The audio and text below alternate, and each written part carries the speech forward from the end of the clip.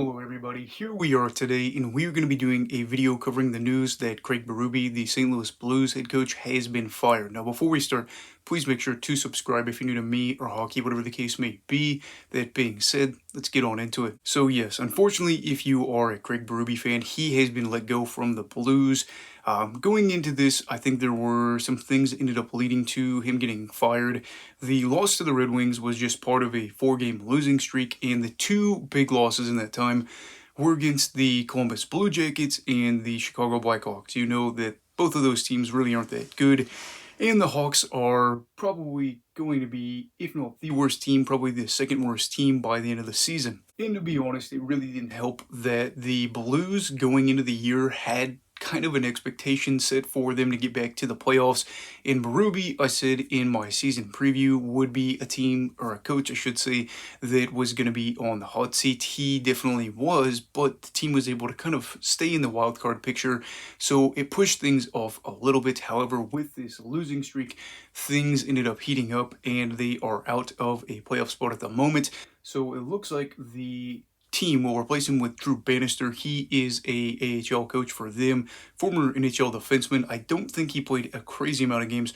Either way, they are moving on from Berube, and the question now becomes, how could they fire a coach that gave them their first and only Stanley Cup? So I think part of the reason that Berube ends up getting fired here is because the Blues have set a pretty good standard for over 10 years as being a team that is not only in the playoffs, but maybe can make some things happen. And if they're not in the playoffs, they're going to be near the playoff picture. Now, the only time I would say in recent memory, and I say that with a pretty big gap, that they were truly out of the playoff picture besides the last season was the 2010-11 season. So this was a club that made the playoffs all the time, that would go there, be a pretty good seed, and they would, maybe some years get something going for them. I know that they were able in 16, go to the Western Conference Final, and that was against the Sharks, I want to say. So there were moments before their Stanley Cup they were able to get somewhere, even if it was just the second round. At least they were getting there and having good teams. But with the team winning the Stanley Cup when Berube took charge and getting that monkey off their back, where they were able to win the franchise's first championship, I really think that by pushing through that barrier, getting past the glass ceiling, if you will, they almost ended up hurting themselves, or he ended up hurting himself, because now it was, this is a very good team. This is a team that's coming off their first championship, and they followed it up with a really good regular season the following year. They had 94 points in 71 games played before the regular season was cut to the playoff bubble. They were on pace for a 108-point season, and again, championship followed by a really good regular season kind of gets the expectations going to where we can maybe win another title, who knows, with this bunch. But with that, playoff success never really followed after that Stanley Cup. They would go to the postseason, I believe, 3 more times, and they never made it out of the second round. They only made it to the second round 1 time. And then, of course, last year they ended up missing the playoffs for the first time since the, I want to say 2015-16 season, whatever year Colorado made it, and they didn't in that do-or-die final game. And I was reading an article by The Athletic. I don't know who wrote the article, but they were using a quote by St. Louis Blues GM Doug Armstrong, and it was essentially saying for Armstrong that he didn't necessarily care if they were in the playoff picture. It was about getting back to contention, if you will. Looking at this team, again, Armstrong has had his hand on this team for a long time as a general manager, and they have been a team that would regularly make the playoffs. And they had some seasons that maybe there were some playoff failures, but they were still a team that ended up getting to be a relatively high seed. And with them being a club that missed the playoffs last year and were fringe wild card this year, he doesn't really want that to be the case. Now, I don't think this quote was directly before Berube ended up getting fired or even afterwards. I think it was back in October, if I read it correctly. But it was basically saying, we need to be up there with Colorado. We need to be up there with Dallas. These teams that are right there at the top of our division that are looking to get the job done. And to be honest, I do think there were some failures, not even saying that it all falls on Craig necessarily, but looking at this team, they have Jordan Binnington that they signed to a 6-year deal not too long ago. I believe it was 2 or 3 seasons ago. That was Armstrong's doing, by the way. He is not playing well. This is his 3rd straight season where the stats don't look particularly great. It seems like he has a lot of meltdowns, struggles controlling his emotions on and off the ice. And you have that. The power play is 31st in the entire league for power play success, power play percentage, whatever you want to call it. And they were, up until recently, dead last in the entire league. And I've said before, and I'll say it again, a team that is average in every category is probably going to make the playoffs over a team that is dead last in some other categories because they have to make up for that deficit. Think of it as you have multiple bars and you want to keep things either high or level.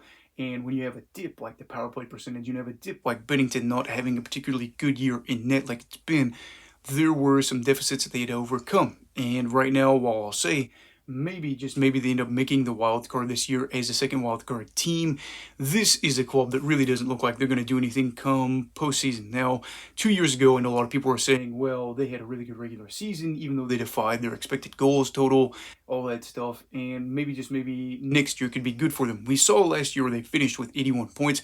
Guys ended up getting shipped out, and this year was weird because Armstrong's expectations for the team, I think, are a little bit different than reality, and I do think Armstrong should shoulder some of this blame, but again, with Craig being the head coach and things like goaltending and things like the power play falling under a coaching duty, regardless of not if he is directly in control of that, where you have a goalie coach or a coach that's assigned to the power play, he is still the head coach, so those shortcomings do fall on him. And I think what is really unfortunate here in all this is Craig is third all-time in Blues head coaching wins and has only been there for, I think, 6 seasons. And it's not even been a full 6 seasons. He's only had, I think, 3 actual full seasons because of the shortened year with the playoff bubble, and then the year after, really, I don't even know if you could count it. However, there was success. There was multiple playoff appearances. There was winning that Stanley Cup. There was that really good year after that, and this is a team that he'll definitely leave his imprint on, whether or not you think that he is a good coach, whether or not you think he's to blame for the roster construction or just the losses that they faced. Pietrangelo going to Vegas is one of those examples of maybe they wish they could have had him right after they lost him. Remains to be seen, but for me, looking at what he was able to achieve in this time, I would say that the Blues probably will look at him in a positive light, or at least their fans will. They will say this is a guy that got us to that first championship, and there was never truly a bad year. Now, what does it mean for this team going forward? I couldn't tell you. And whether or not Bannister ends up being the next guy up, I couldn't really tell you, because you have Berube, a guy that was brought in to be an interim coach, and then look what happened there, where he was on a good run with the team, ended up actually having his contract run through next season. He got over half a decade with one team, so I guess we'll get to see what happens with Bannister. But what do you think of all this? Do you think Berube should have been fired? Do you think Armstrong should hold more accountability for where the team's at, considering he's been the GM since the late 2000s, if I'm not mistaken? Let me know all that down below, and let me know if you think there should be a head coach to pursue after this. So everybody, please make sure to like this video if you found it informational. Obviously, I don't want to say enjoyable, because somebody getting fired is not enjoyable most of the time, but informational. Also, please make sure to subscribe if you're new. Everybody stay safe, have a great night, and you go with hockey over. Goodbye, Brigadiers and Brigadettes. This is your captain signing off. Have a great night.